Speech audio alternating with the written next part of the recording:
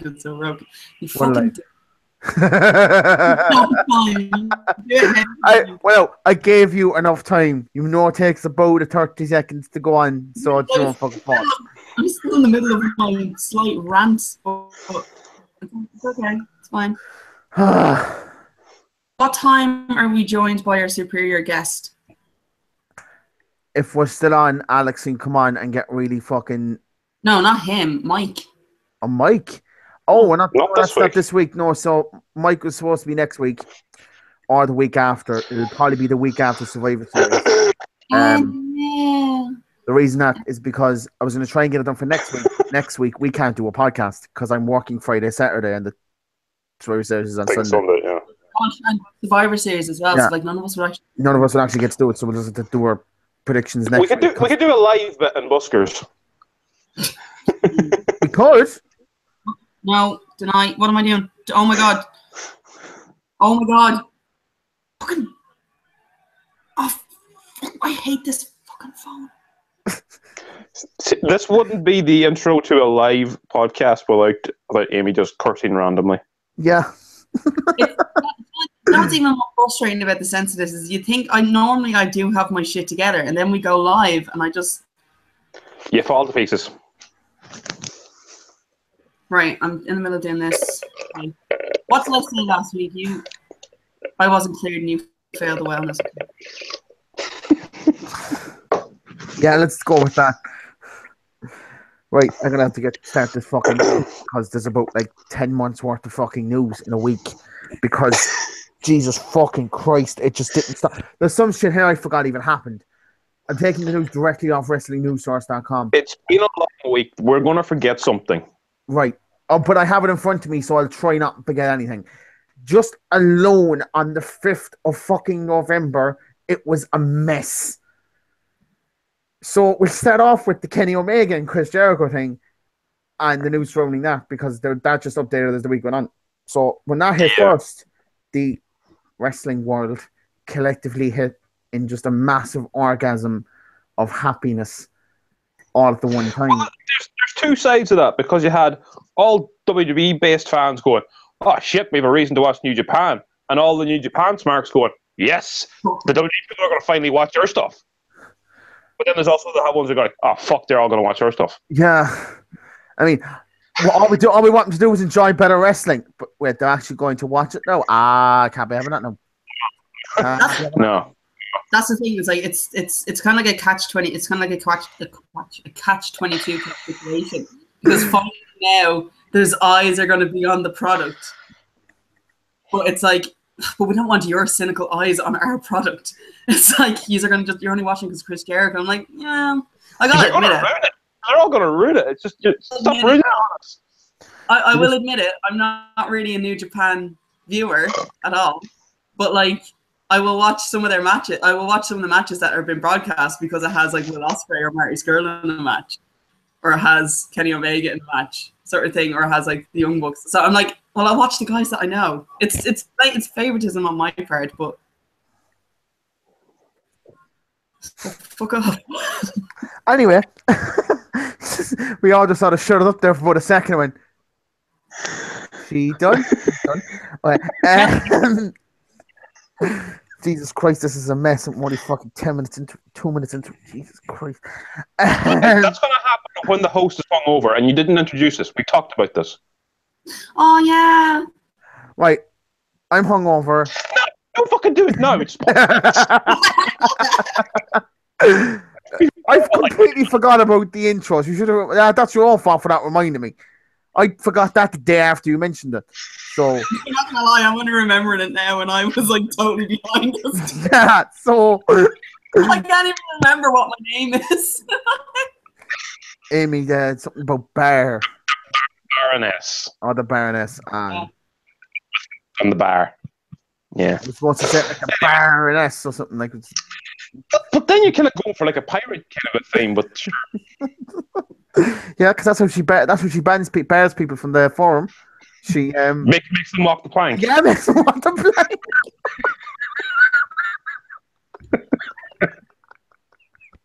We fucking lasted 2 minutes before we went off it. For fuck's sake. Oh my god. Jesus Yeah, Christ. New Japan. Right. New Japan, right? Okay, just fucking let's just talk. Very quickly, Dan's only off work, correct? Yeah. What do you mean? Are No, you in the? Are you in work today? I wasn't working today. No, I was working last night though. Are you walking at all today? No, Oh, that's good. it's a Sunday. Bollocks of that. Hey, Oh, you can make up stuff like. right. So Jericho and Kenny Omega just surprisingly got announced at fucking Wrestle Kingdom 12. I walked that up to wasn't my. Wrestle Kingdom. I'm Well, just going to be. The match it got announced for that pay per view, Yes, which not at. usual, at least from my own experience, seldom Japanese crowd just turn into American fans for those fucking 2 minutes. They just me went, ah! I was like, fucking hell. To which a bunch of people. So you had a number of different things to it. The one that annoyed me the most was, Dave, I clearly can never be wrong about anything, even though I did not call this, no matter what I say, Meltzer, who for weeks said it was just a Twitter spat and probably only led to a match on that cruise. Said this. Hang on a second. You're talking about Dave Meltzer here, the guy who actually thought WWE Intermission was an actual pay-per-view. Well, to be fair, that was very convincing. That was very well done. Like, what do you mean it was very convincing? We all fell for it in the forum. Right. Go back and look at my comment. I'm like one of the first comments on it. All right. Look, whatever. Amy just left. No reason. I'm still here. Amy just walked out, just said, fuck this. Look, this shit, that I was not tricked on the forum. So basically, that came out. A bunch of people then were like, what the actual fuck is going on? Is he still contracted by WWE? Is he not still contracted by WWE? He is still contracted by the WWE. Yeah. He had to get okayed by Vince to do this. Fucking shocked at that one. Did not expect that at all to come. You gotta wonder, is Vince getting something out of this? Like, because Vince is not usually going to give this okay for something like this unless he's getting something out of it. But I don't think Jericho's still under contract now. He is. So it seems like his contract is basically, he's contracted to WWE and it will activate every time he comes back. So if it's, they say, a 3-year contract, every time he goes back, he'll cut off a couple of months off it to do whatever he has. So it's kind of like a rolling contract? Kind of like a rolling contract, yeah. So he's still contracted by them, but he's kind of not unless he shows up, basically. If that makes sense. That sort of makes sense. I suppose that's that in the way that they're able to use, like, keep selling his merchandise and all that kind of shit as well. Well, they would have the right to sell that merchandise anyway. So they still sell CM Punk DVDs once every so often. So yeah, they sell the best of the world DVDs. They do when they sell for a $5. Hilarious. It's the best thing ever. They were selling everything Punk for like $5 or less. that was fucking the pettiest thing ever. It's like, yeah, we will sell your shit. Dirt cheap. Like it's like everything was more just went into the sale bin. Like that was it. But yeah, so I'm gonna just keep fucking talking because if we even remotely go off, we're heading that way. We're talking about Punk. So like, yeah, go. So yeah, so that match is happening, and I don't give a fuck what Alex says. This match would be fucking incredible. Stop trying to play it down. He just keeps going, it won't be that good at all. Yes, it will be. Chris Jericho might not be the hype flyer from the 90s or the mid-2000s, but he can still fucking put on a good match. Like he's had the best years of his career ever this year, and he was only there for a couple months. Yeah. But to be fair, I will give him this. Can you remember a good Chris Jericho match from his last one? It was all character-based. I thought he had a good match with Kevin Owens. I thought he had a good match with... No, it was one of AJ Styles, wasn't great, was it? Not really. He didn't really To be have honest like a with real standout match that you could say, oh, that was fucking amazing. But like, to be honest with you though, as well though, I think with Chris, the way they were using him though for his last run was just to kind of put other guys over anyway. So they were using him more kind of, I'm going to use you as like the comedic voice in all this. I mean, for Christ's sakes, I still piss myself laughing every time I see that the friendship picture of him and Kevin Owens. Chris. Like, also, whoever that person was that decided to put Titanic music to everything. I want to find that person and just thank them and just be like, you've just made our world a better place. Because it just adds that extra bit of emotion that a feud needs to everything. Like every major feud needs that moment where they can just put Celine Dion in the background. Here is a topic for a future discussion. All shit feuds have happened in the past that could have benefited from Titanic music. Oh yeah. Oh my God, there's so many. Every single Roman Reigns feud. Like, come on. Oh, I have a joke, but I'm not going to say it. I want to say Is the sad that then when he like does like a Superman punch and he wins, like is that how that works? Yeah.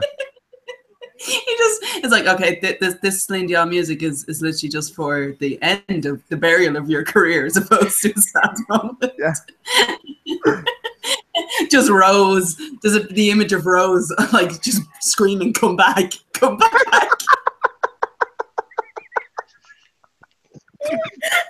As the career floats away in the lifeboat. We're doing it again, folks. We're doing it again. Drunk from last week.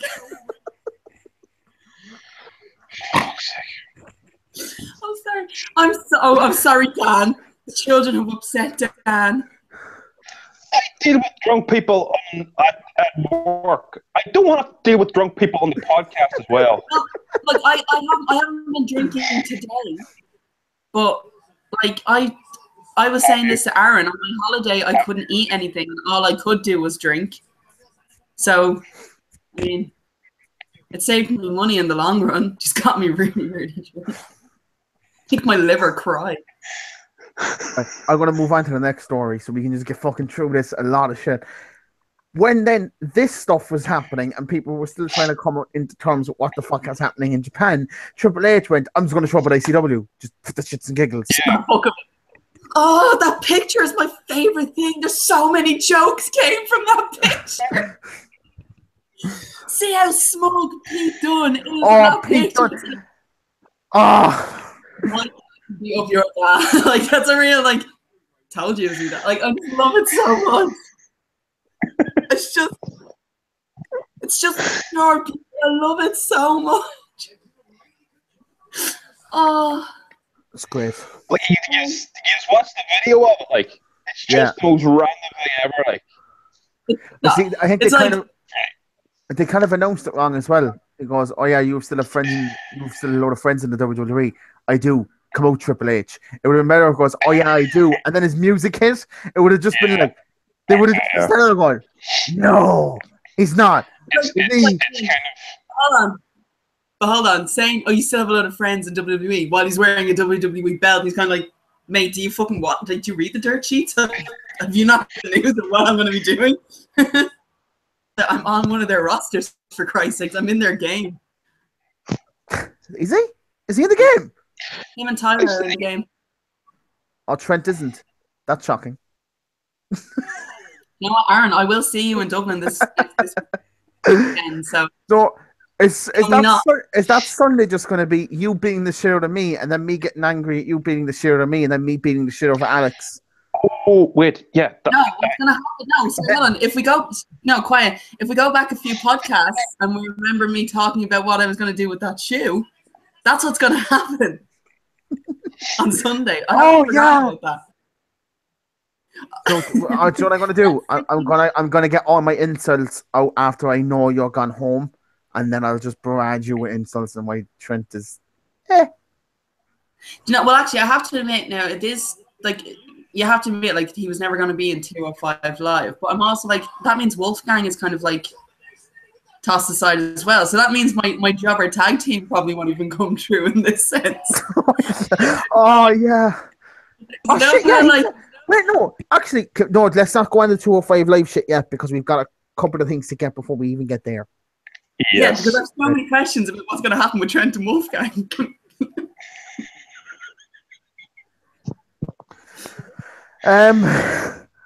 Right. What the fuck is the next news? Yeah, so Triple H showed up at ICW, and then the internet world went, "What the actual fuck?" Excuse me. So that was a weird fucking day in wrestling. That honestly felt like a fucking dream more than anything else. It's like, is this happening? 2017 has been a really weird year.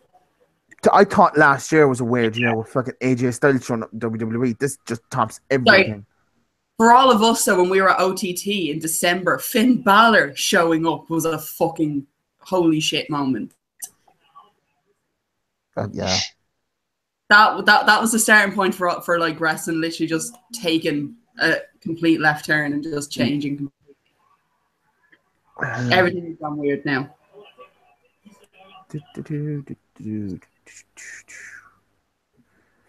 Right. Yeah, so that's Triple H showed up in that, and then he said at the end of that promo that he had, big things are coming. Well, I was going to say Bound for Glory happened on Sunday, and the biggest thing to come out of that was Alberto Del Rio doing a promo about how it was Impact's fault as to why he got released. So basically, it's your fault I battled my girlfriend. Fuck you. Switch from face to heel in about one promo, which was impressive in and of itself. And then left, and everyone just sat there and going, huh? Yay, I think. So that happened.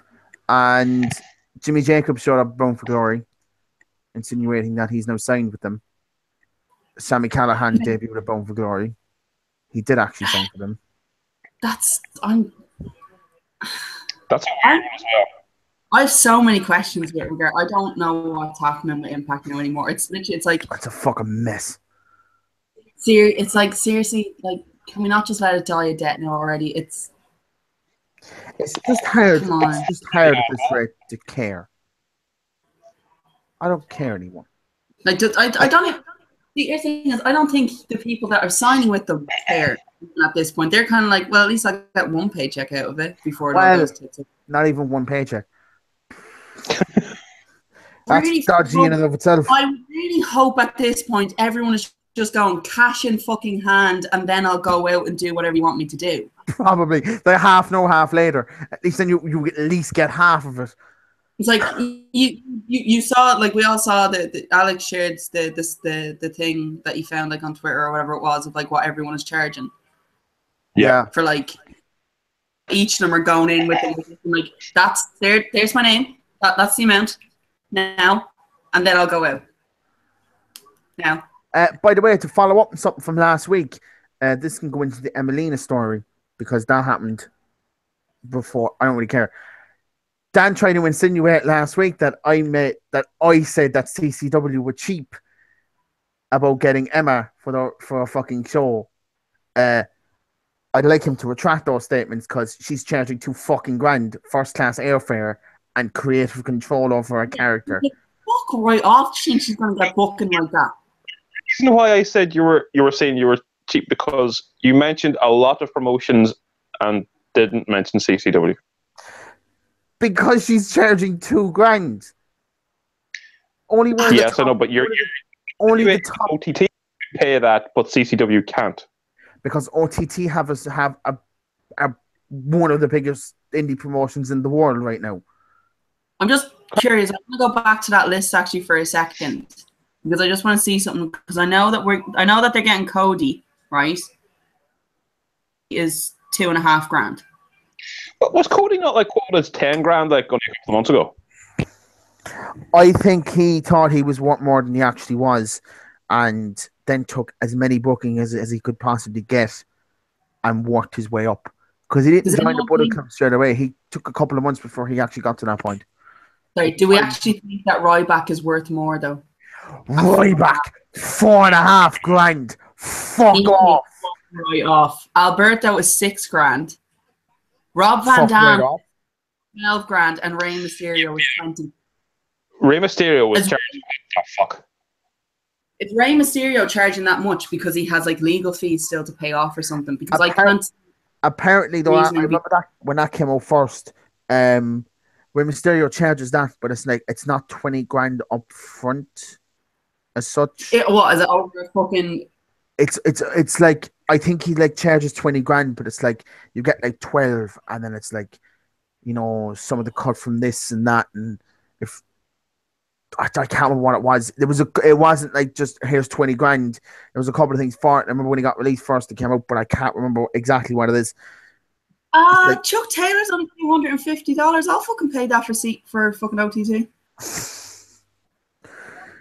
Colt Cabana is only 500. I'll pay that as well. I would. New Jack is 700, which, considering the fact that he's a scumbag, is relatively cheap.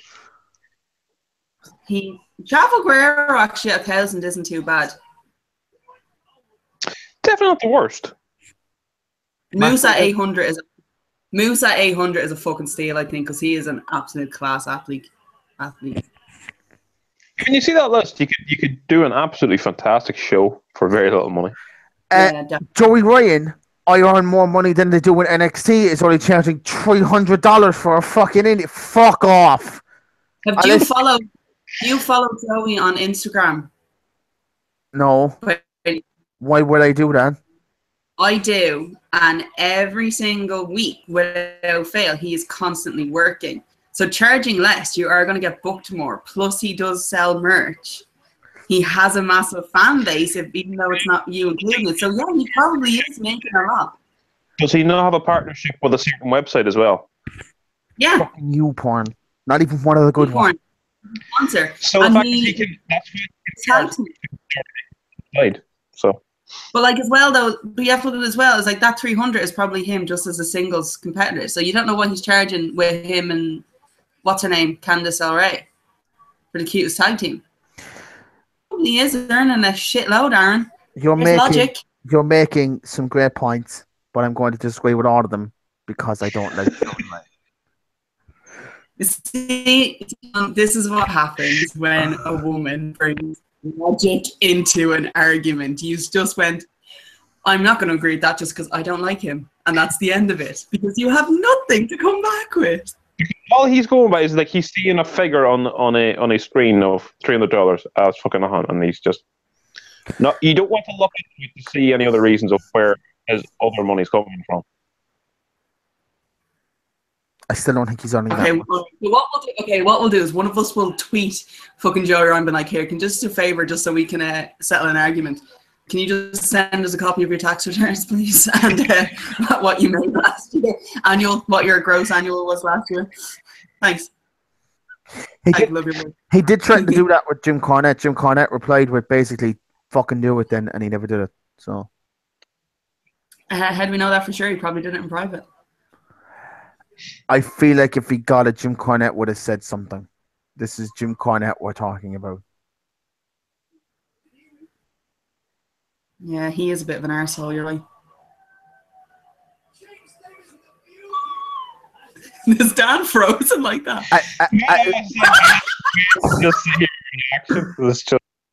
At least my favorite wrestling personality is talented, unlike your one, Mr. I can't even fucking get on 205 Live. Again, we're not going to... Don't test me, bitch.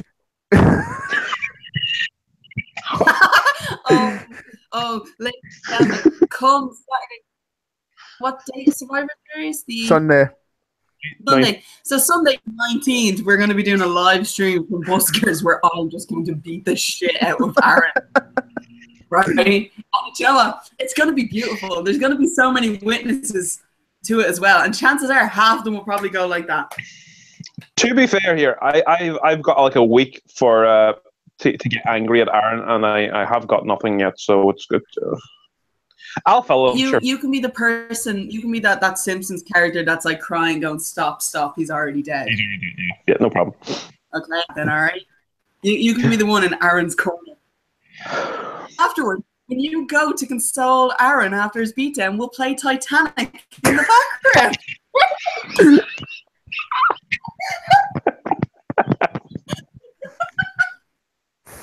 Fuck yeah. Oh my god, I really want to do it now, just even if it's a joke, just so we can play Titanic over it. It needs to be a segment. Yeah.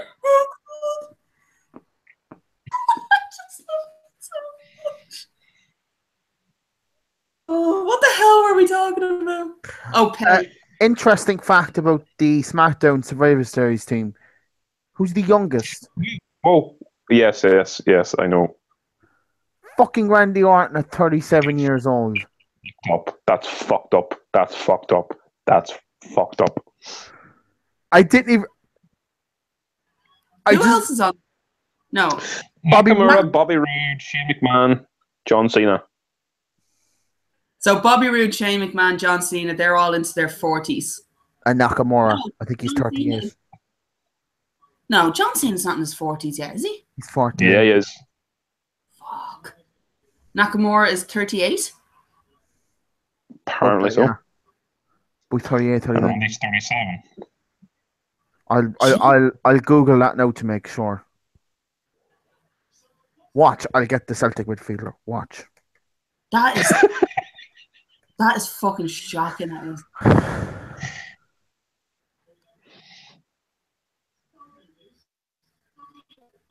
Oh no, he's 37 as well. He must be just born a different month. We'll find out now. April. Randy Orton's April. Yeah. Oh well, then he's actually not the youngest. Then Nakamura's the youngest. Nakamura is February. That's still fucked up. If Nakamura is February, April comes after February. Yes, yeah, so but he was born before. Yeah, Nakamura is older. Then no. Oh yeah. Do you not know how age works? But if he was, oh yeah, Jesus Christ. Podcast. All your Thinking about that actually made my brain go. Huh? Oh, CCK. Oh, the bastards first. Fuck. Anyways, having skipped into what happened, well, sort of what happened. What didn't even happen on SmackDown? Nothing happened. What happened on Raw? Nothing happened on SmackDown. And some fella called Pete Dunne debuted on Raw, and someone in the production truck clearly fucked up. Yeah, because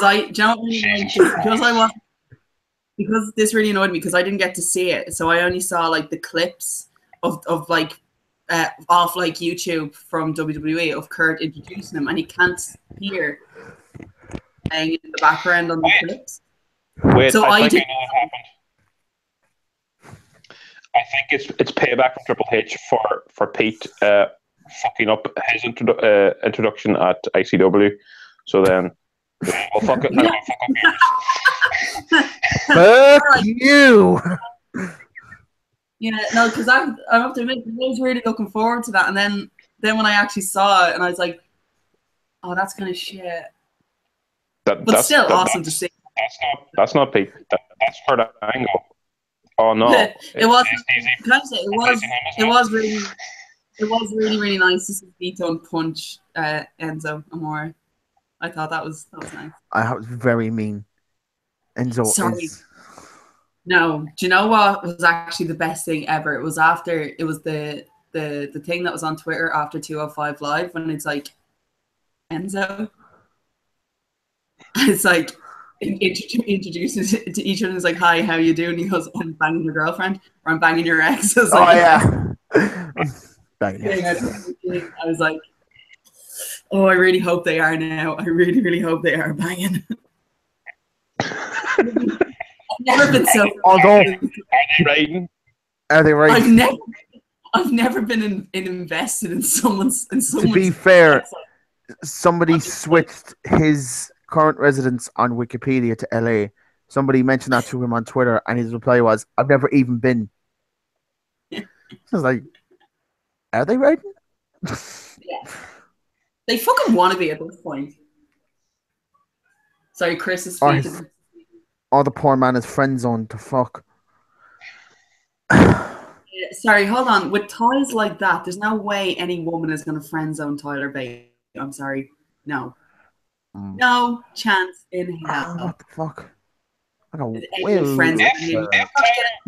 If Tyler was by any chance to look like the figure they made of him, maybe.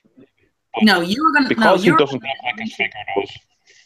You were gonna take a courtesy fuck off him first, and then you will friend zone him afterwards. But you want to be able to. Do you know what? No, I took that trip up Mustache Mountain, and it was worth it. I've never been so invested in other people's sex life. Fucking ridiculous. Gui. Right. So during Raw, it came out that. Oh, excuse me. It came out that fucking Impact Wrestling apparently sold out or nearly sold out their TV tapings for the next couple of days, to which a fucking Canadian casting agency had to hire paid background actors at their fucking tapings. Jesus Christ. Also begging those extras to bring their own signs for their favorite superstars.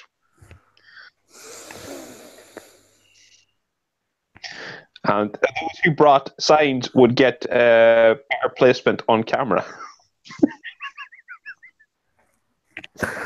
Just kill the company. Just let it die already. I'm sorry, but you have turned they've turned it. I'm pretty sure that this is actually still going on, and this is Ashton Kutcher's going to come out at the end of it and be like, "We got you all." And we're like, "No, you fucking didn't. You've turned into a joke." Jesus Christ, it's fucking depressing.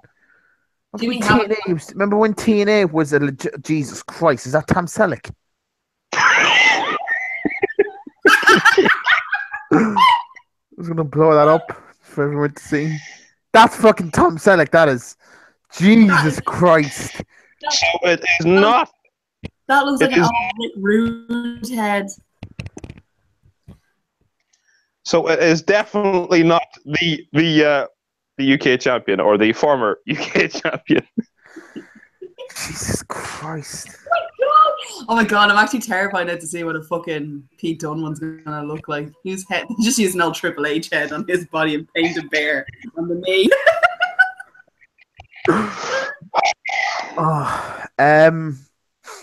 Right. Need to get through this shit because there's so much shit to get through. So after that, not really else happened on Raw, but Pete Dunne debuting. Well, no. Hang on a second. I wasn't here the last time you forgot shit. I'm fucking here this time. I'm not gonna let you forget shit. Fucking tag champions. Oh yeah, Jesus Christ. Oh yeah, the tag champ. Oh yeah, fuck. The Shield versus the New Day got set up for Survivor Series. Hey, I remember that. I completely not fucking forget it. It also sets up the Shield versus the New Day and the Bar versus the Usos. The Bar. Yeah. I would have rather seen Seth and Dean take on the Usos than see them take on the New Day, to be honest. Then you want the big dog involved in Survivor Series, and you can't have that.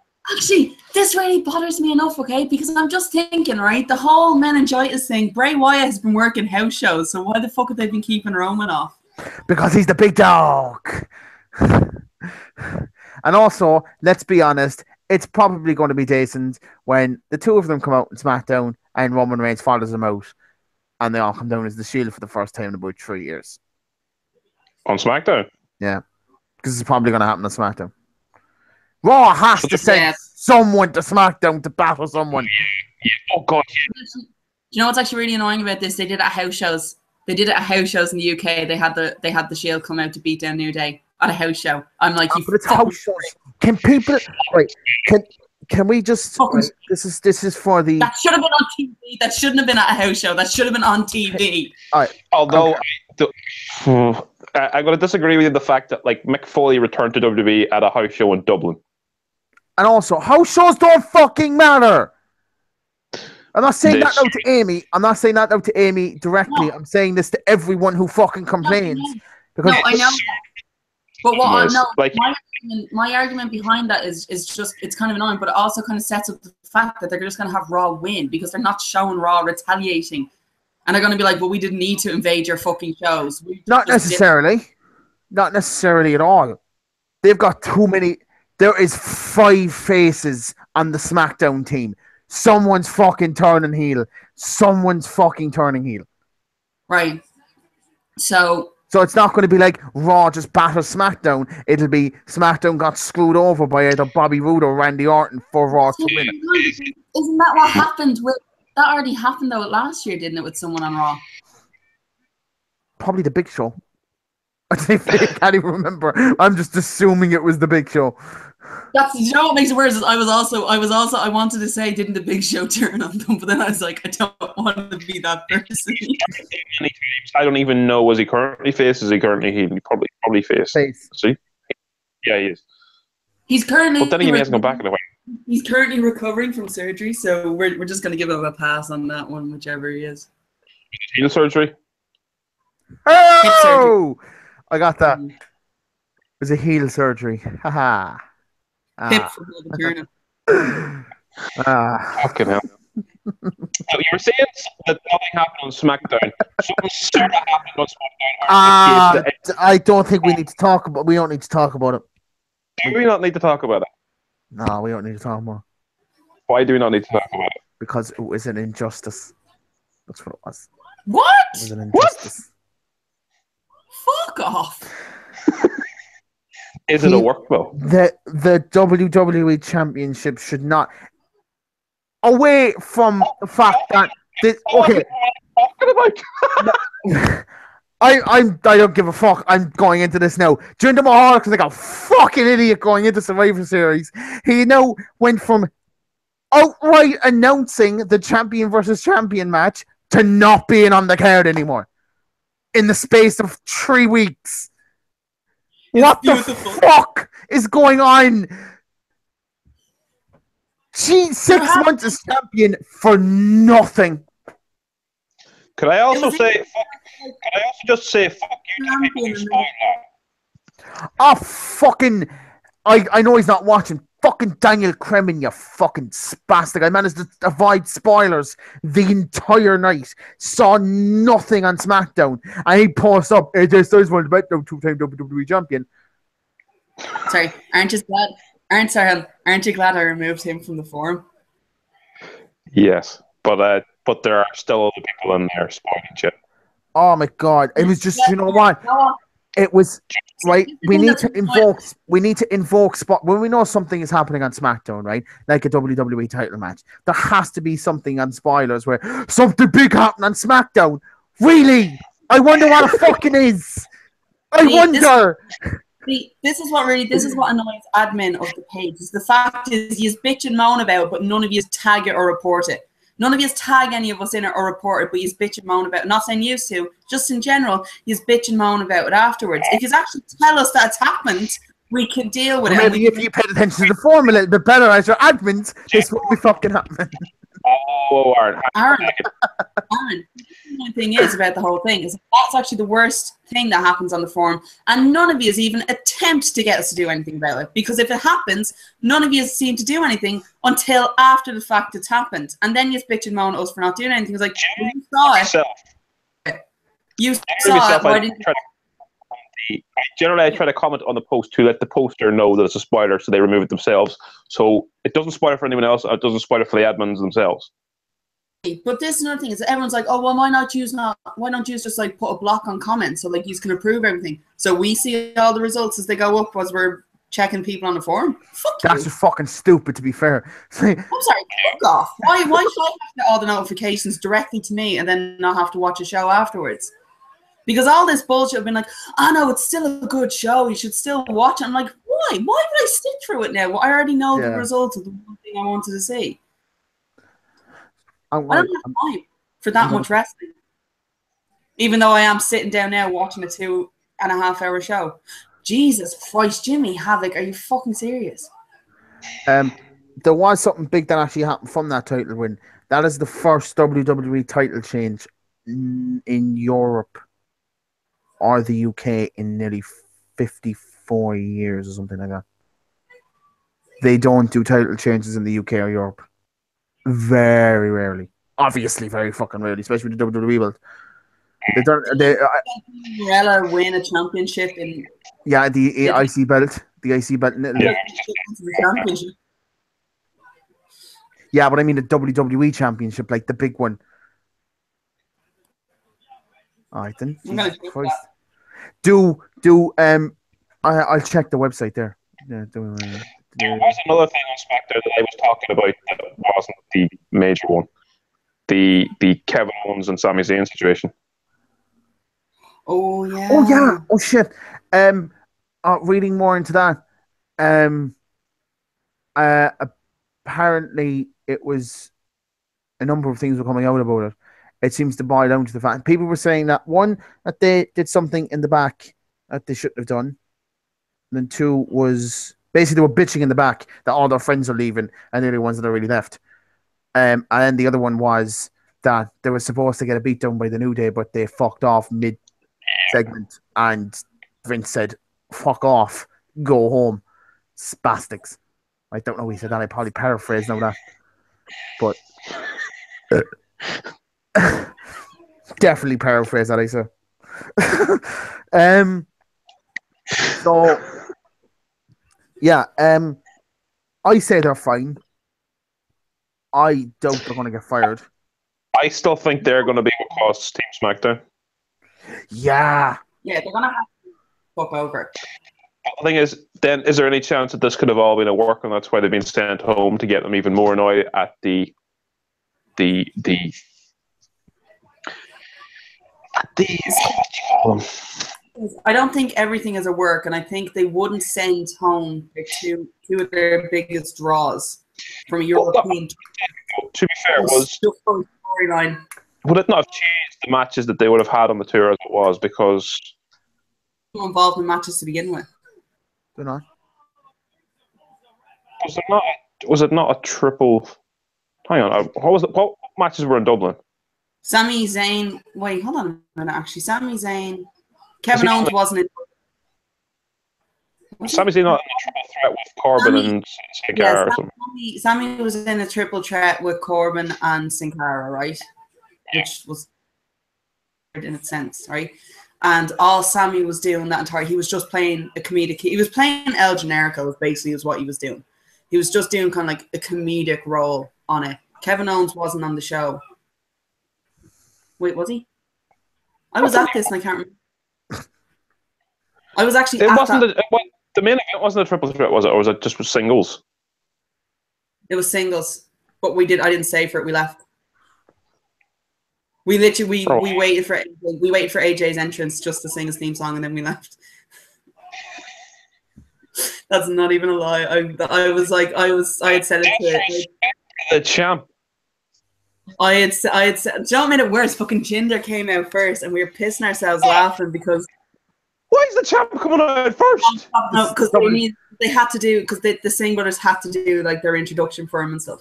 But it was really funny because Tyler and Trent had posted a picture on Instagram, right? The two of them, like they were wearing like black shirts, black trousers, and it was very, very attractive looking photo. It's nice. All right. And they came out, and that was hilarious. And then the Singh brothers came out, and Nathan just looked at me and he went, "They're wearing Tyler and Trent's outfits from earlier on today." I lost it. I was pissing myself laughing for the entirety of their introduction because I was just thinking that's what Trent and Tyler had been wearing. Then I missed everything that Jinder had said because I just kind of zoned out and started thinking of a takeaway I wanted to get later on. And then, oh, for fuck's sake. Then, in fairness, if you said that you just thought, hang on a second, I'm going to go for an Indian takeaway after seeing Jinder. I got a pizza actually. And then AJ came out, and like after his theme song, which thankfully went on for like near the full song, and then it started to replay. And then as soon as that was over, I just kind of like looked at Nathan like, "So we go now and we'll beat the kids." Like getting home again onto the bus. My grand, and that was it. So it was like, well, at least I can say I saw him live, and that was it. And he just came with me. For fuck's sake. Like, I guarantee you the match was great. I guarantee you that match was great. Well, actually, when we were outside, that seemed to be the same time that most people started to leave. And I think it's nothing to do with who's actually competing in it. It's just it's always going to be the time constraint because people want to get their kids home. But was it not a Friday night? Like, it shouldn't have mattered as much. It was a Thursday. Shit. But they never put on a fucking Friday night. Well, to be fair, I do remember when I left the last time.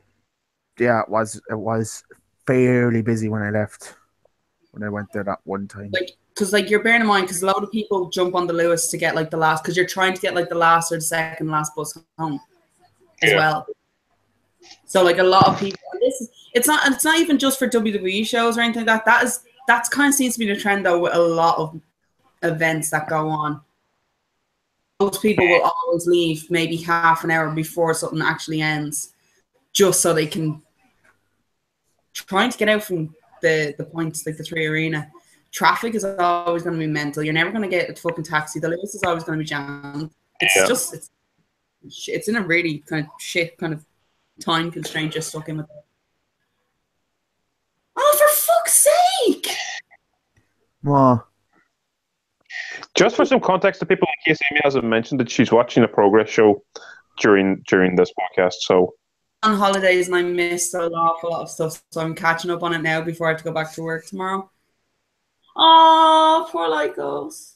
Right, I'm going to move on. After Jinder Mahal lost the title. India no longer number one. India no longer number one. I'm just going to ignore that. Next week or something. He had to make a post saying that he did not violate the wilderness policy, which any idiot with a fucking brain could say that he didn't, because if he did, he would have lost the belt a long time ago. 4 months ago, 4 or 5 months ago. So, well, Roman Reigns violated his wellness policy. He lost the belt the night after. Yeah. And then it went public. But the fact is that nothing has gone public though with Jinder, so we know it wasn't a wellness violation. I think he's just so what? I could see why people thought he was a right of the freak at the start, but if you've seen the videos he puts up of his training, he walks out like a fucking maniac. Machine in what you call him, Jim? Goldman's. Yeah. He broke the machine. What did he? Fuck. Yeah. There was a picture there where he's just sitting on the machine doing nothing. People were calling him a lazy bastard, and somebody said, "Oh, he broke his machine." He's a fucking beast. To be fair, he got 6. He went from being a fucking no one jobber in a comedy to a scrawny bastard. Even when he came back, he was a scrawny bastard. He wasn't a big fucking fella at all. To being having a maybe when people look back on it, a half decent 6-month reign as WWE.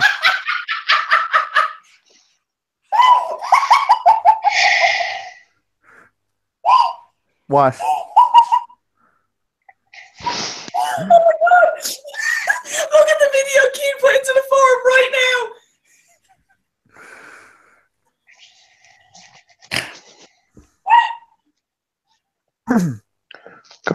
God damn it, Keane. You're not even here this week and you're affecting the podcast.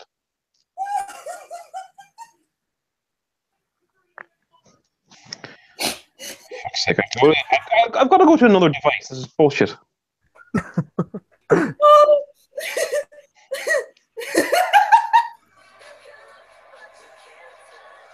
Ah, Jesus. No. Fuck off. Oh my god. Ah, fuck off.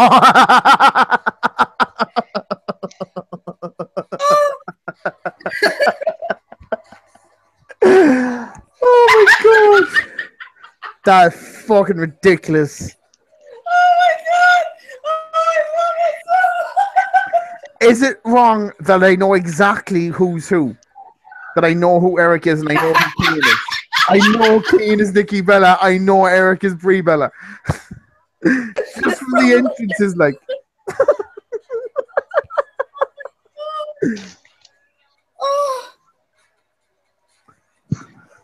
Oh, it's brilliant. Oh my god, Keane is a little godsend. I fucking love Keane. Oh.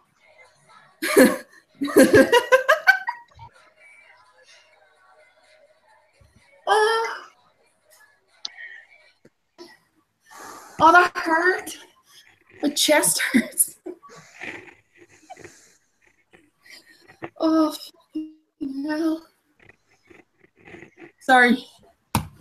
Okay. Right, what were we talking about? I don't think he even matters anymore. Do you know what? To think that this is actually really weird, right? Because some people on the forum don't believe Keane's genuine love for Eric Rowan, right? But they would never question Jade on her love of Bray Wyatt, or they'd never question me on the love of Seth Rollins. That's because. But when it comes to Keane and his Rowan empire, it's like, stop being such a fucking dick and making fun of him. And we're like, it's really kind of like, dude, seriously, are you actually gonna pick on Keane? Because I will fuck you over if you pick on him one more time over this. He's made one of the coolest t-shirts ever for Eric Rowan. It's available on Redbubble. It's available on Redbubble. I am this close to getting it. I have a couple of t-shirts on that website to get, and that's one of them. I was hoping that I was going to get paid before Survivor Series because I was definitely going to get the Amy top, and I was definitely going to wear it at Buskers, but I'll obviously just never get it in time now. So clearly not, because it never gets delivered in a week unless you pay extra. I think. I was at the airport when someone tagged me in that. Like, and then I was like, oh Jesus, what the fuck is this? And I was just sitting there, and I had a glass of wine sitting on the table, and I was like looking at it, just been like, what? Oh my god! And my mom was like, what are you laughing at? Like, because I snort, and it does draw attention in a crowded airport. No, what? Right? It's working. And my mom was like, what are you laughing at? And I'm just like, I'm on a t-shirt. And my mom went, you have to get that t-shirt for yourself. And I'm like, really? Like, my mom telling me to buy a t-shirt, because technically that can be counted as a wrestling related thing, I would imagine, right? And she was like, yeah, you have to buy that, and you have to wear it at Christmas. Just like, and I'm just like, he was like, yeah, no. And then she was like, get the expensive one. That's kind of like and I'm like, stop talking right now. Because I'm just like, I need to process this first, that one of the lads actually put my face on a t-shirt. What is the difference between those t-shirts, the expensive one and the cheaper one? So it's the way they do the t-shirts, on a sense, right? So you can actually pick whether or not you get like a baseball t-shirt, you can get a V-neck, you can get an actual, just like a normal unisex t-shirt, or you can get like, the expensive one is kind of like a type of t-shirt that you would get from Topshop with a logo on it that really shouldn't be as expensive, but it is. So it's basically, it's just the type of cut of shirt that you're buying. So like, if you were to get what? Nothing to do with the material. It would be, yeah. Like, the materials would be different as well, but like it's mainly seen kind of like cut wise. Like the IWF one I have is like a plunging V-neck, because less asset every chance I get. So I got the plunging V-neck, and that was like 20 something euros, where like normal t-shirt would have been like 10 euros cheaper, if you get me. It really depends on the type of quick. And I know that the baseball ones I think are pretty expensive though as well, but you're paying for a baseball t-shirt. I think so like the 3/4 length sleeves. Yeah, that's the one I have. Yeah, and I think I'm almost positive, and it's, you can pick color, like you can pick your color as well. So I think it's, if you're getting like the basic black or something like that, I think they'd be cheaper. But if you're getting red or something like that, I think they're more expensive as well. Right. Really weird how they work on their things, because the way Redbubble works as well is like, whoever the designer of the t-shirt is, they'll only get a small part of the profits from it. Yeah. They seem to get everything else, because you're paying for the shirt and the printing off Redbubble, but you're paying for the design off the designer. So like, I think they get like something out of everything, and then everything else goes to Redbubble on it. So it's kind of really, it's kind of shit for them, I think. Yeah. So, but it is, Yeah, but it could be a nice way of kind of like starting up something. So if you were to kind of like, if you were going on Redbubble and you're doing design and you're getting kind of, if you're building a fan base from that and then you manage to make your own thing, at least they'll follow you instead of staying with Redbubble, I guess. Business with admin Amy, only on the IWF forum. Okay, let's go back on topic. Can I point out the fact that SmackDown that James Ellsworth is suddenly sexist? The fuck did that come out of? That match happened. Sorry, before we start on that, at WWE Live, Carmella brings him out on a dog leash. It's the kinkiest thing ever, but go on, yeah. And even I'm starting to think, kids sitting all around us, right? And I love going to wrestling shows. I know most of the indie fans hate it. But I fucking love going to wrestling shows that have kids in attendance, because when you start seeing kids getting so excited and getting so into it, it kind of wears off on you. Yeah. And then you kind of get... We were sitting on the aisles. So I was sitting on the aisle and there was Nate beside me, and then there was there was like a family came up from like Wexford or something to see the show. They were all sitting behind us. And then across, like just where the steps are, and then across from us there was these two other kids. And I think the UK competitors were like the second or third match on it. And then obviously I was getting really excited for that match because Jordan Devlin and Tucker and Tyler and Trent in like it's nice to see them on a big scale, like. And I was getting excited for them, and the two kids beside us clearly didn't really know who they were. But the more of them, I started noticing that they were kind of watching me and they were cheering on then as well, which is, it's nice, okay? And then for, I think it was Baron Corbin's match, you'll be excited. The two kids to see Baron come out. And then when he saw me singing Baron's theme song, he was like, oh, yeah! And then every time Baron would do something, he'd look to me to be like, look at my reaction. The two of us, I'd be like, you can't help but be like, off them and like give them the reaction as well. And I'm like, oh my god, it's and I love that.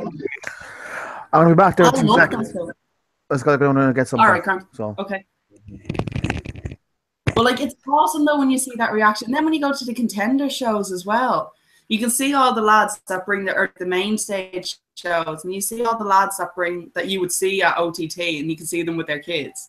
And you can see how into, like, the kids are kind of looking at their dads as if to say, well, like, yeah, no, and they're kind of willing them on. But as they start getting excited, you're kind of like, oh, because you just buzz off what you do. Like WWE Live, and you see them all getting excited about John Cena. It makes me get excited about seeing John Cena, because I know he doesn't make me happy, but you look at the pure joy that he's given to all these kids, and you're kind of like, yeah, you're not that bad. If that's like, you're doing your job in a sense, like you might not make the older fans happy, but look what you're doing for the younger fans. Everything you said until you mentioned Cena. It's one of those things. It's just kind of like, that's what they get excited for. The way you described everything else was a nice organic thing where they were seeing it for the first time, and that's where they were getting invested in it. But like for a lot of the kids today, they just seem to have just become Cena fans for no other reason than they're Cena fans.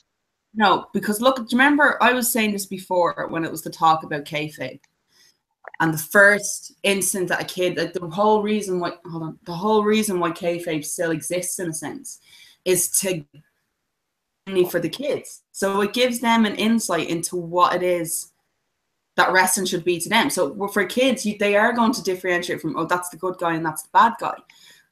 So they are going to go for the good guy, and John Cena is the good guy. John Cena. Superman. He's always going to be the Superman sort of thing. So the kids are going to be drawn to him because he's the one that's taking down the bad guys still. And then the older they get, the more they kind of start to, okay, I kind of know now that this is where he is, but I'm really interested now in what Baron is doing, because he's not the good guy, but he's beating down on everyone else, and he's the strong character, and he's kind of going out there and he's just kicking ass, and that's what interests them now, because they've been watching it enough to kind of develop their own taste into it. And then they'll start looking at someone like fucking Bobby Roode, who's kind of like, Jesus, this guy can just fucking do it. Samoa Joe actually would have been a better example on that one, because he's just through people, but he still loses.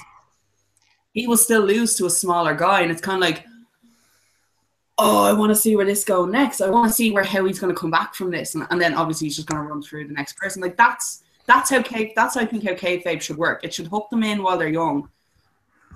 Then it progresses them for their own taste, because like that's how it was for me. That's sort of how it was for me. Like I was a bit of a weirder child though in the way it came from, because I liked the bad guys all the time. I had two older brothers who acted like the bad guys, so I knew this is where my brothers get it from. So if I need to survive in this household, I'm going to need to follow what these guys do, and that's how I kind of progressed in things. Older, I was kind of like, oh, yeah, okay, I can kind of see now, and I can appreciate a good face when they come in. But I'm always going to be drawn to the heels, which is why I loved like when the Shield came in and they were just beating down on everyone. I'm just like, yeah, it's not just the outfits. I can actually get behind it because they're just coming in and kicking ass, and then they're leaving. Yeah, an awful lot. They just get the job done and then they go. So when kids are watching that now, they're kind of like, man, I like these guys because I don't know what they're actually about yet. Injustice that they're talking about, because they don't look at it that way. But shit like that will open their eyes to a whole new different meaning of what it means to be a character in wrestling. Look at me being uninformed. That was the weirdest rant I've ever had. Can I ask why? What happened? Basically, she was talking about like the younger generation's introduction to wrestling and stuff, and then brought up like how young children react to John Cena. You know, and adults react to John Cena. And I was like, for fuck's sake, and I was like, I agree with you said. You mentioned sports. What was that, Dan? So bad there, not even on. Did you just go out and go, what's the point? I just said it's not important. You can't even say it's not important, for fuck's sake. If you want to know what I was talking about, just go back and watch it on the podcast. Alright, fine. We can do with the views. Do we have anybody watching at all? One. It's swapped between. Oh no, 1 second now. Two. It's swapped between 2 and 1 the whole time. Please make yourself. It's sexy strong style. Who's ever watching? Please make yourself known in the comment section below. We're not going to look at them. But... Oh, I will. I would fucking look at them. Here, just commented live and you never seen. Say that again. Sorry. All I heard out of that was love. Oh, this was cool. Final. Suddenly just got this shit. Yeah, your connection's gone really bad. Alex is watching us. Alex is watching. Oh, there's 3 watching now, apparently. Can we stop naming them, or can we stop like saying how many it is, because we scare them? Can I ask? I don't know if they're still watching. I really hope they are. Lazy Parsnip. Yes. I don't know who you are, but they're definitely right. What? Somebody commented under the thing. Oh, I have to go and look at it. And he was asking, they're deaf riding. But I don't know when the comment was made. So I don't know. It was the point where I think we were asking, are they riding? Yeah. As in, like, to the old joke.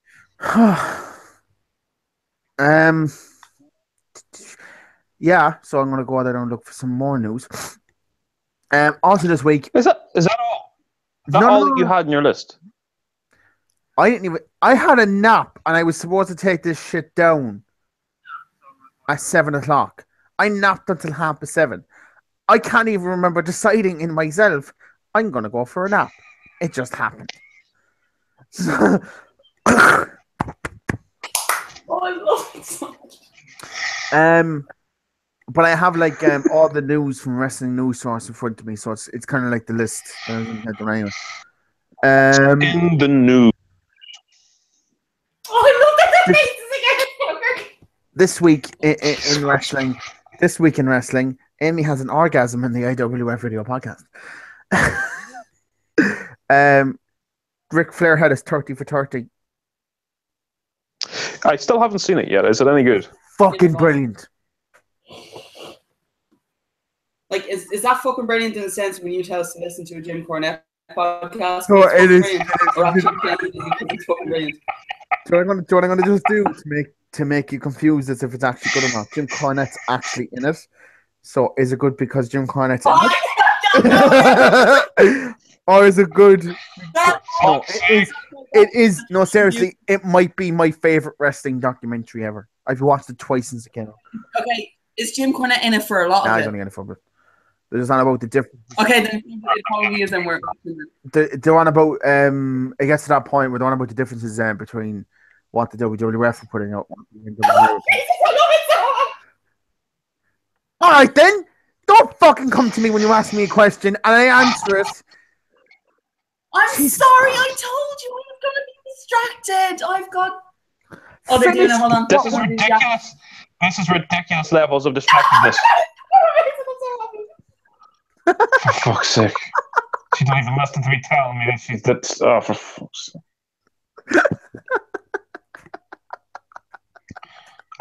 We'll just go off on our own. Right. So, Dan, the point of that, I'm assuming you haven't watched. No, you haven't watched yet. The point where Jim Cornette comes into it is literally just to know what the difference is between what the NWA were putting out and what WWF were putting out.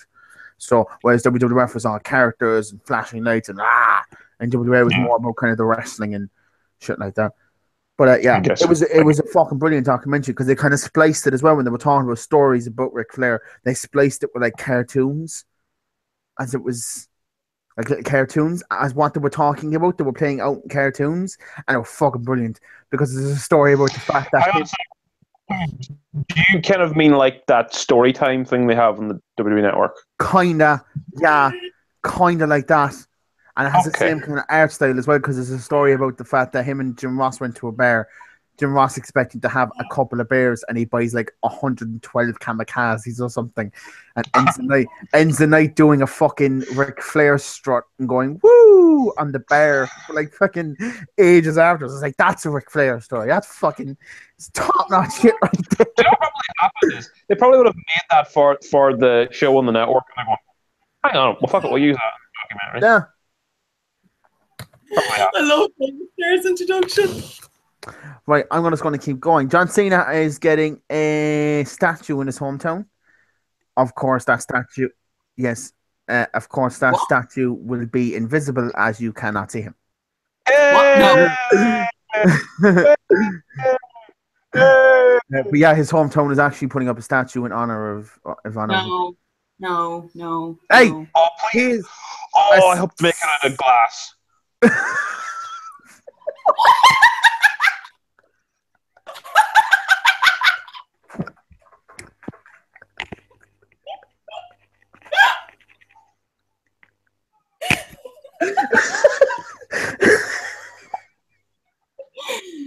Oh my god! That was brilliant. I hope they made that would actually be perfect.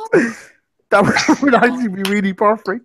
They made it out of glass because then you know it's there, but you can't see him really. Like, What? I'm this. God, I say that because I'm going to be so disappointed now that they won't do that. Oh gosh, that was fantastic. Just making bronze. I've actually paused the TV because I am going to be really, really distracted on this, and I do feel bad. Even though I cleared it with you before we went on to this, now I'm just like, wait. Here, to be fair, you cleared it with Aaron. I had no knowledge of your levels of distractingness that we had to happen. I just have a pause on Trent and Tyler now, so it's fine. Oh! So if you get sad, you can look up at the TV every so often. Hold on, this is just. It isn't All like right, you. hold on a second. Alex, fuck off in the comments, lads. Ye's are shite. Your name's coming up. It's not like you're fucking anonymous. You fucking idiot. This is the best podcast we've had in weeks. Go away. You know what? That's really funny. That none of us even miss Alex when he's not here. No, we don't. This has been the best podcast we've had in weeks. We have fun when Alex isn't around. None of us are angry. We're all really happy and zen. Exactly. Alex, I'm looking forward to next week. Whereas if Alex was here, we'll be all like, oh no, fuck, I'll be dreading next week. Oh my god, lads, Alex is actually the problem ginger child of the family. And he actually is a ginger as well, so it just works. Dick. We have two gingers on the podcast, and he's the one that's the outcast. Sorry, I'm a dyed ginger. I'm a ginger by choice. He's born that way. He's born without a soul. Maybe he's born with it. Maybe he's Maybelline, like. I know it's anonymous. Just thought I'd just no, Ali. Oh, this has only been an hour and a half long. This is. I know it's not anonymous. Just thought I'd let you know. Fuck off. I'm just. Even if he was here, he wouldn't be able to annoy me. Not with this view on my TV. He probably spoiled it on you or something. Or do you already know what happens? No, that was last month. No, that was Ali Pally. That wasn't even last month. That was months ago. Alex, he replied with, "I know it's not anonymous. Just thought I'd let you know." I replied with, "Fuck off, you little shit." So, is that? Hold on. It's in the comment section under the video. I wonder, does the comment section affect your ability to monetize? No. But us cursing to the high heavens has killed probably any monetization we ever hope to get off the. That's why. Fuck. Oh, we were never getting monetized. We should do a fucking State of the Union address like DX. Oh, fuck me, Jesus. Matter if we swear on it. No, we kind of do it on a weekly basis. So. Right. Yeah.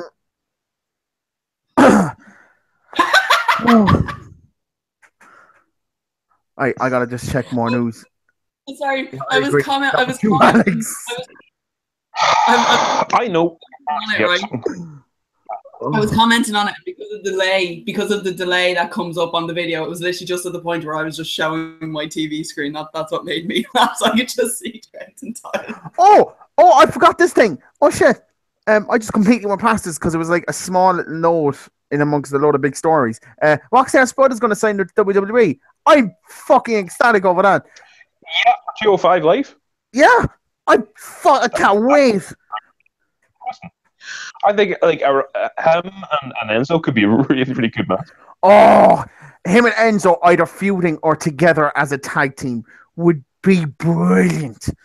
Just the two of them and Drew Gulak. Just them as a unit would be fucking brilliant. But hang on a second, then with Rockstar being, he's English, isn't he? Yeah. Would he not then side with you can easily give him the same gimmick he had with like in TNA where he thinks he's above everybody else because you know he's siding with the champion. He's with the champion. Much like how he was buddies with Dixie. This is opening up so many avenues that just will not happen. Oh, I can't wait to be disappointed. See, this is what wrestling fans should do. You should set yourself up for the disappointment, and we still have to talk about 205 Live. No. Right. Weekly basis when we go to watch Raw, and shit doesn't fucking happen, and then we go, well, that was shit. What happened on 205 Live was 6 people from the UK Championship thing got their 6 months once their biannual mention on WWE TV.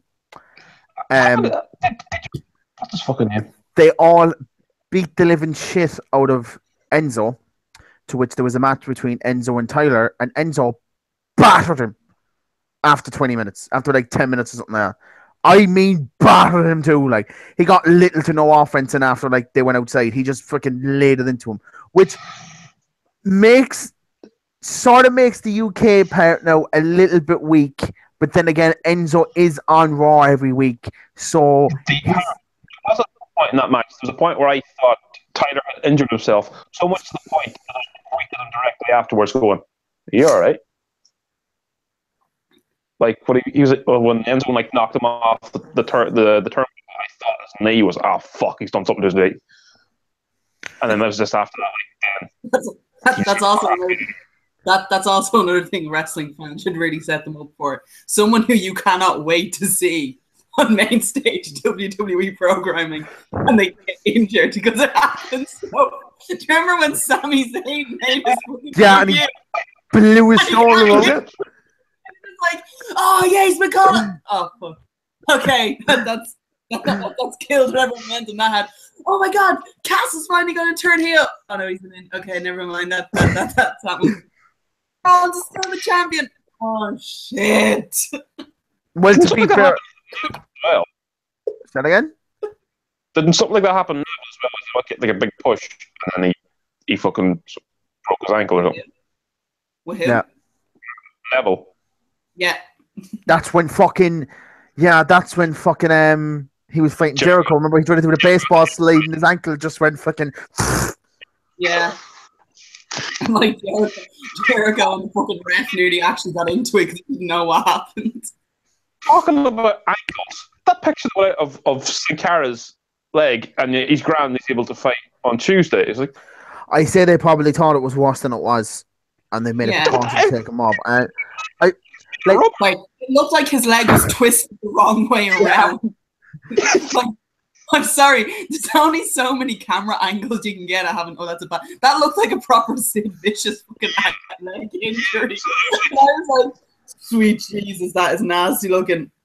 Is he coming to the ring on crutches? He's like, is he coming without half a leg? Is this going to be the new Zach Gowen of the fucking WWE? Like, it looks. And once every so often that video of Brock Lesnar beating the shit out of him in front of his mother pops up my timeline. Jesus Christ. Guys, can we just remember back to the days when Brock Lesnar used to F5 people into the ring posts? Oh yeah, Jesus. Oh, But back when Brock Lesnar still gave a shit about WWE.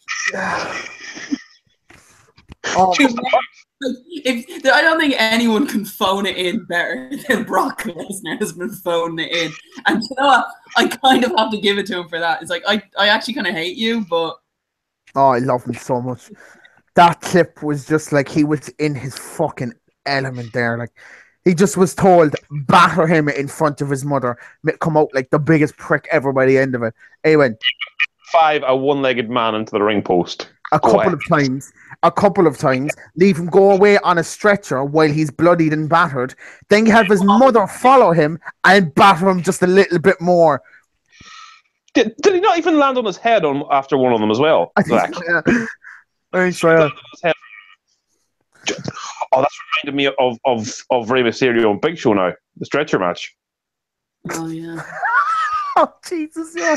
Oh, he was on the stretcher and he just fucking. Yeah. Oh. The way he landed, because Ray landed head first because he was strapped in, he couldn't stop himself. His head just bounced off the ground. We fucking veered completely off this. Oh my god. Did not one person go, do you know what? Leave him get one arm out just to be safe. Nah. No. This is fine. He's on a backbone. What can happen? Oh my god. No, you have to admit, back in the day, before they actually did some proper research into head injuries and stuff, WWE did not give a fuck. Actually, bringing it back to the Brock Lesnar thing, the fucking chair shot he gave Zach Gowen after he hit him with the first F5. Fucking hell, the chair just meshed with his head and just fucking clattered. Jesus Christ. I'm pretty sure there was an imprint of his face onto that chair. Probably. Because I said Brock even didn't realise how hard he swung it. So when I hit him, it just looked like, that's fucking nasty. Here, I know this is going off, but still, I think some of the funniest things ever to happen with a chair in WWE is when they don't. You can see the kind of adrenaline is run through them, and then they hit the rope with the chair, and it just bounces back and smacks. Oh, The Rock was the best at doing that. I actually need to search YouTube. I need to search YouTube and see if someone has a compilation video of the amount of times wrestlers have bounced and it's just hit them back in the face. Because my favorite one is always The Rock. You probably have a compilation video with kendo sticks as well, because I know there's loads of people who've done kendo sticks on the ropes. Oh, it's so beautifully good. I love that I love that spot. It's just fucking. It makes out the person who's doing it to be a complete another inept fucking retard. But it's also the reactions that they have to it as well, as if they're like, what the? Oh, Maybe you should do something before with a ladder, where they pushed the ladder and it bounced off the rope, came back and hit them, and they sold it. Like, it wasn't supposed to happen, but they sold it anyway. I still think the worst fucking ladder shot ever is that one to Joey Mercury that just explodes his face. It's so disgusting. You're just like, another thing that was very weird. Austin Aries, Hulk Hogan, and Eric Bischoff all sent out very cryptic tweets about big things that are going to happen. I was just reading that earlier, yeah. Yeah, that's a revival. I can't wait for it. Oh, no, wait. Speaking of Hogan, there's the big talk he's going to be part of the 25th anniversary episode of Raw now. Oh, I kind of hope so. I miss Hulk Hogan on WWE TV. There's something very special about watching him on WWE TV. Tweeted out about it. Do you think it'll be a fact that, like, Bischoff's going to be involved in that as well? Considering he was general manager for a part. Oh, Jesus. I just love Bischoff. And we stop watching it! Well, because I got to get the finger right over the fucking... Stop watching it. Stop watching it, Amy. You from watching it. This is really unfair that on a wrestling podcast I've been told not to watch wrestling. Because it has nothing to do with what we're talking about. Why? Two of the people in this match are technically connected with WWE. No, one of them is. The other one got shafted. I still want to know what's going to happen with him and Wolfgang. That's really bothering me about this. I'm just like, what? Yeah, I don't know why he didn't pop up in the later. It's very weird. What? It was also 20 years since the Montreal Screwjob. Brett screwed. Let's get on. Yeah, I know I bring this up every week, but for fuck's sake, the damn thing was only 5 hours long about Brett's last 2 years in the WWE. Brett was a naggy bastard, why? Jesus Christ. I just want to ask something here. What actually is all of our opinion on Bret Hart here? I just want to know if one of the best wrestlers ever, and no one could ever take that away from him. But my God, man, it was 20 years ago. Fucking smile. Okay. Jesus. All right, so we all know the post then that was put into the forum, correct? My manager, by the way, in work, found that fucking hilarious. Okay. I added my manager into the forum because he's a wrestling fan. And he saw your post and he thought it was fucking hilarious. That was. And I was like, I'm not adding these. And then I saw you would invite him. And I was like, oh, okay, I'll let him in then. But yeah, who is he? He's a wrestling fan. Someone had posted, though, I'm not going to name names, because just in case they do watch it, right? Well, they're going to know who they are. Who is a massive Bret mark in the forum. Right, Dan, you should really know who I'm talking about at this one because you kind of got into it with him. And he was labeling all these, and it's like, can you blame Bret for having the attitude he does when like his brother had this issue? And then he's like, then his other brother was attacked by a gorilla. I'm like, are you actually blaming a gorilla attack on WWE? It was named I didn't. Just I because don't know shut up a minute. Was named Goldberg. That was technically a WCW creation, not a WWE thing. Really, you're kind of clutching at straws here now for reasons for Bret to be so fucking bitter. because a gorilla named Goldberg attacked your brother, which has nothing, man. And even at that, it seemed like Brett, up until he won his first world title, was a very happy person to be around. The moment he won his first world title, he became this naggy fucking conspiracy fucking freak that everyone was out to get him and shit like that. It seems like as well that Shawn Michaels never really actually hated Bret Hart. He just loved taking the piss out of him and pushing his buttons. In all fairness, Aaron does it to you all the fucking time. You're the Bret Hart to his Shawn Michaels. Who? You and Alex. Oh yeah, yeah. But at least I can put a fucking smile on my face and admit when I'm fucking wrong. You got your shot back. So there's a clip, right? I only seen for the first time this week and now has been mentioned a couple of other times, right? I think in the lead up to WrestleMania, I think the first title win for Michaels, I'm not completely sure, can't really remember. Diesel wanted to powerbomb Bret Hart. Some cage match that was going on, and Bret Hart stood in the back. I went, I don't think I can do this. And they were coming up with reasons like that. It's better for like the Undertaker. Oh God, when did the Undertaker face Diesel at WrestleMania? Anybody have the answer for that? Me on that one. Undertaker versus Diesel. I'm gonna say maybe 2. Okay, hold on. It won 2000s anyway. It had to have been the 90s.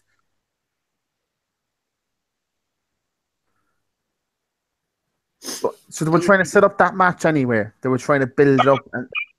was it? No? Say that again? No. Oh, you bastard!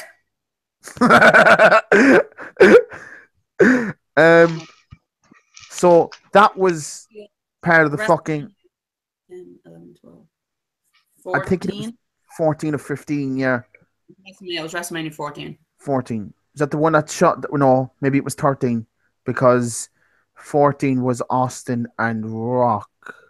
Are you seriously questioning my knowledge of Roman numerals?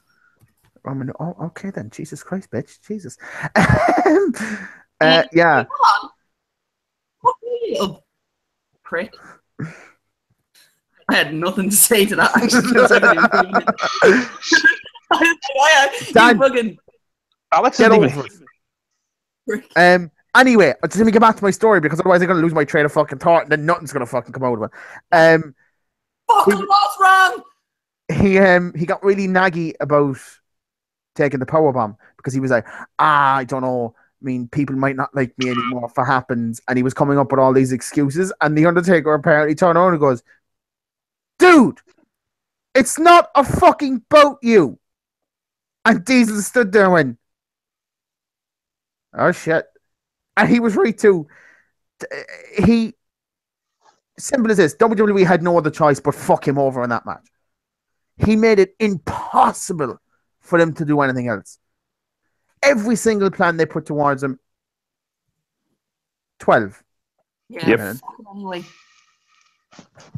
Yeah, we're all right. Yeah, we were. I thought it was a bit later. Apparently, as well, that was the meeting after that whole thing was actually the reason that Kevin Nash fucked off the WCW. If Brett let him take the powerbomb, we might not have never gotten the NWO. Fuck you, man. The greatest faction in the history of professional wrestling. That turned into a joke in itself, though. It's turned into like the Bullet Club. Like it's like the Bullet Club kind of followed the same route as them, and now it's just kind of. The Bullet Club was shit. Kenny Omega is pointless. The Young Bucks can go fuck themselves. Yeah, but Alex isn't here, so what's the point? See, that's the reason I can say it because I don't have him going. Whatever the fuck that was. No, but like, look at this, right? When NWO first started, and it was just the actual like the Outlaws and stuff like that, and it was cool. Like it was a savage kind of thing. You had Scott Hall, yeah, and like everything, and then all of a sudden, like everyone on WCW was wearing an NWO T-shirt, and you're kind of like. Oh no, it got pointless by the end of it. Jesus Christ, that whole fucking faction was just a shell of itself by the end of it. Yeah, but like when the Bullet Club started, it wasn't, and you're kind of like thinking, "Holy shit, this is actually pretty savage." and then they fired their fucking original founding members is now in WWE, and you're kind of like, yeah, I don't really appreciate how much you're kind of using the Bullet Club thing when it wasn't really yours to begin with. Well, the Young Bucks are the only surviving members, aren't they? Well, The only reason that they're in any way, shape, or form relevant. But go on.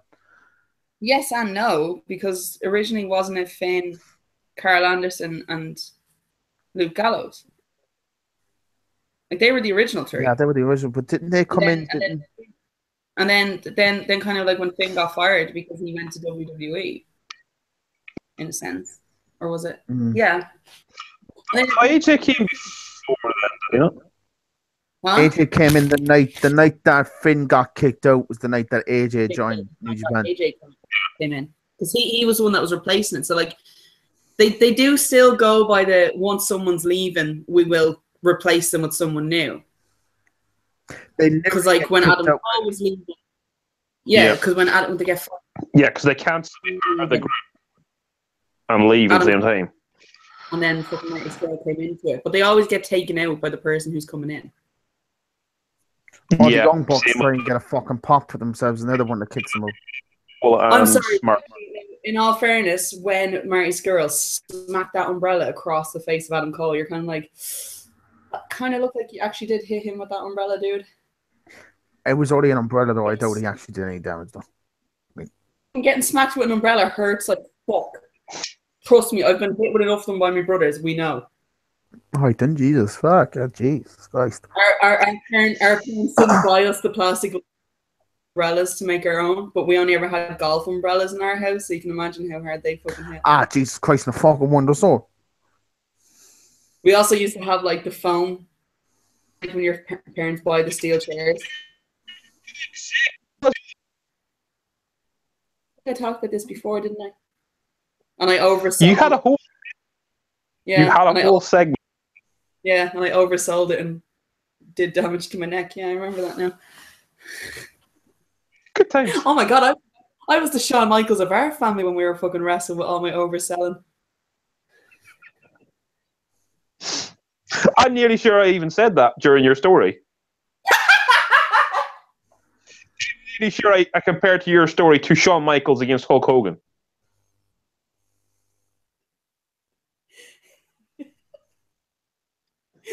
Oh god, I have a shit memory. My memory is just as bad as Aaron's. And the thing is, Aaron doesn't remember because Aaron had left the room at this stage. Oh yeah. Me and you have great conversations when Aaron isn't around. Shit actually happens when you're isn't here, like. Yeah. You went into about kayfabe earlier. Aaron was gone. Yeah. I mean, he may as well not even be here now. He's just on his phone. Exactly. And your story in the past was pretty much an extensive "don't try this at home." That is true. Don't fucking try. You know. Anything.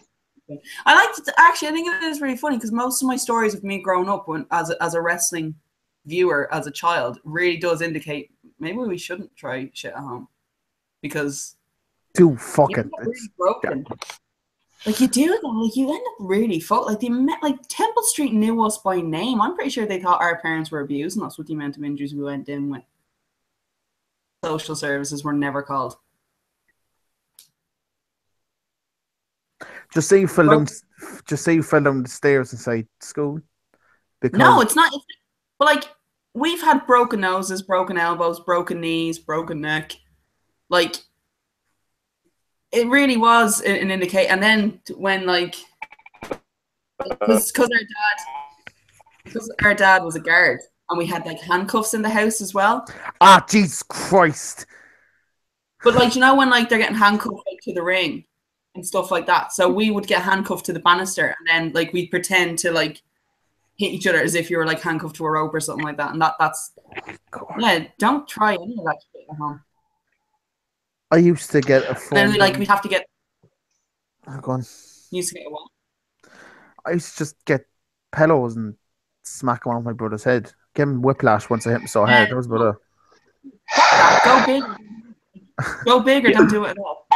You seriously need to go back and watch that episode, like, because like Yeah.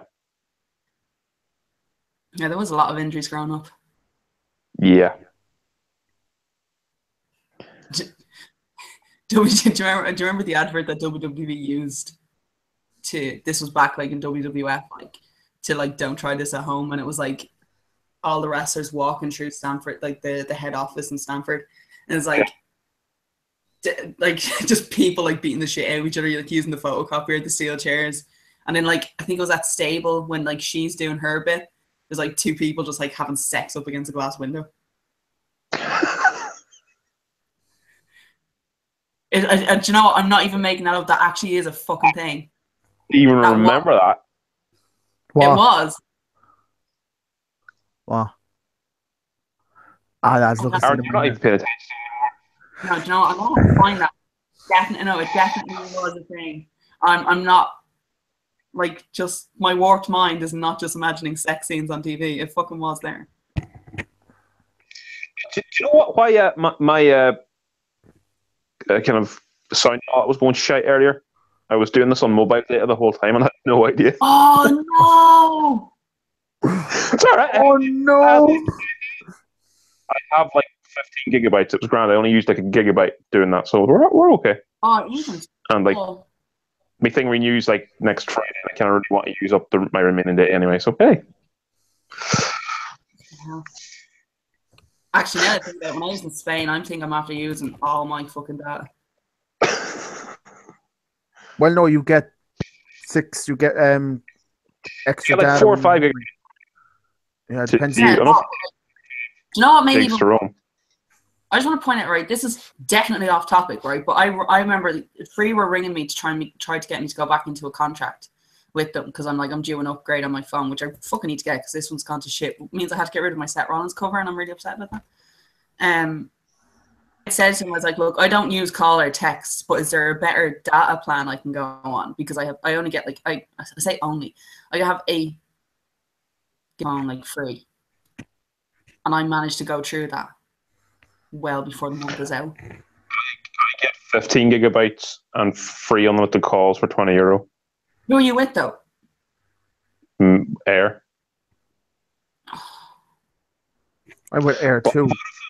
Vodafone offered me the exact same deal with free texts the day I bought my new phone, and I was like, lads, if you kind of came to me like about 3 years ago, like, you know. You could have just handed the phone back. No, I wasn't going to do that. Well, I cannot wait till my contract comes up in February because I know Air are going to come to me and go, do you want to renew your contract? And I'm just going to tell them, give me the exact same deal I can get in prepaid, and you've got yourself a deal, which is €30 for free calls, texts, and 15 gigabytes data. None of that gets used when you use. And none of that gets used when you use Facebook, Twitter, Snapchat, YouTube. So. Yeah, it looks like for mine, I get 15 gigabytes of data, but then I get 60 gigabytes for using Facebook, YouTube, Snapchat.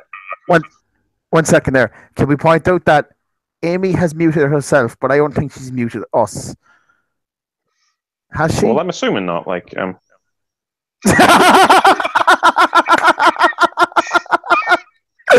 Oh yes! Oh, that was perfect. I'm so happy I pointed this out.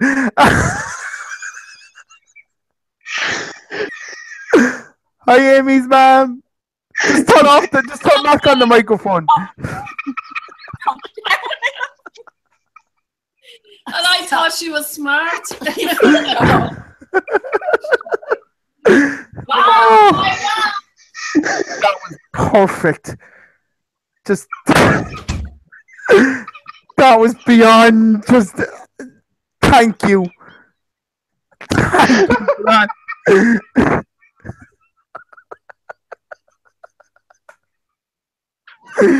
Oh my god.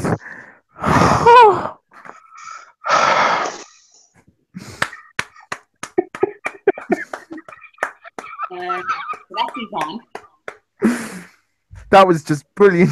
I realised that we weren't muted. That's how I calmed down. It's like there's nothing here muting us, so they can still fucking hear us. She also unmuted us so she could say hi.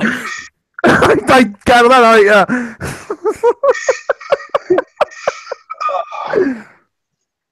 Oh, God. I am the way I am. That was brilliant. Thanks for that. Yeah, That's made my day. you know what that makes it worse? They just came in from the pub. I like to point out this is the most I've laughed on any of these podcasts I say since we started. Alex is here too.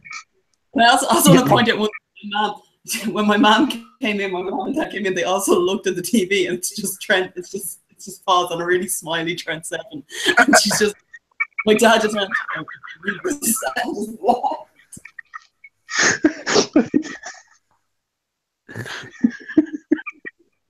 Because you won't let me watch it.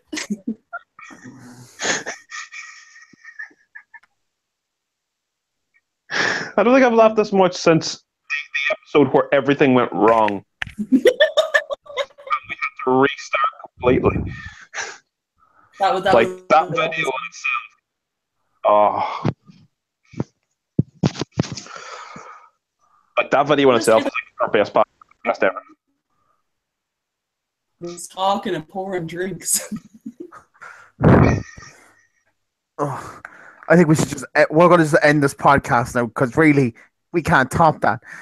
That was absolutely fantastic. You've got Dan crying, you've got Amy crying. This has just been a fucking treat, lads.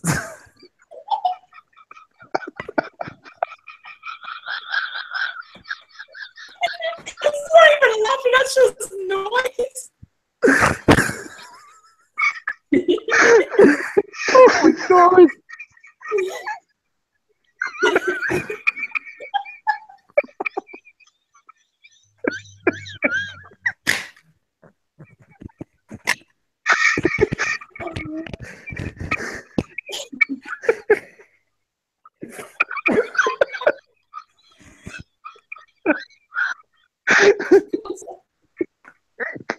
I don't even know what I'm laughing I think I'm just laughing. I think at this rate we're just laughing for the sake of fucking laughing. at. That was fucking brilliant. So, No. after the very eventful week in wrestling, Amy has now stalled on her giving cheek to her TV. Dan is crying, and I am just laughing. So, thank you for watching. This has been just a treat, to be honest. And Guarantee I within 5 minutes of us going off of air that we forgot to talk about.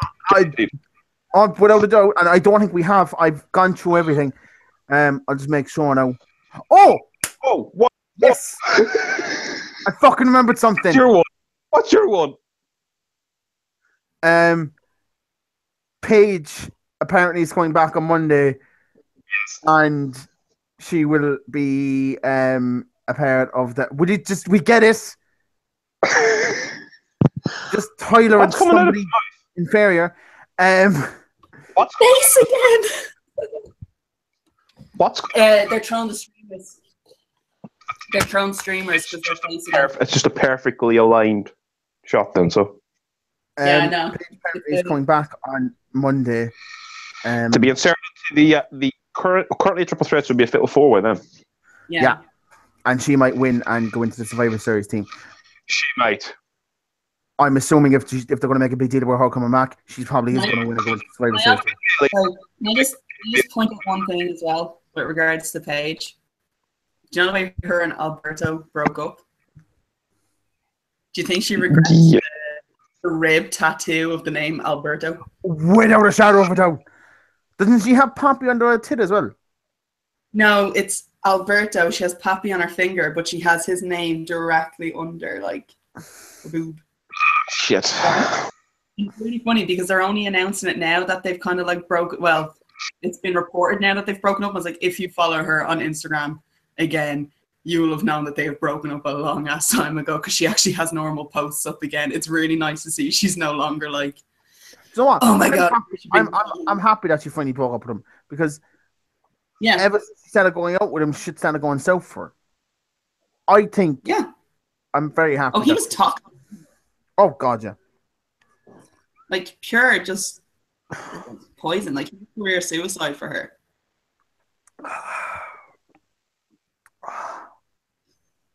Right. Are we done now? Because I really want to watch this. Yeah, I think that's probably all we would have remembered. So. Right. So bye. Bye.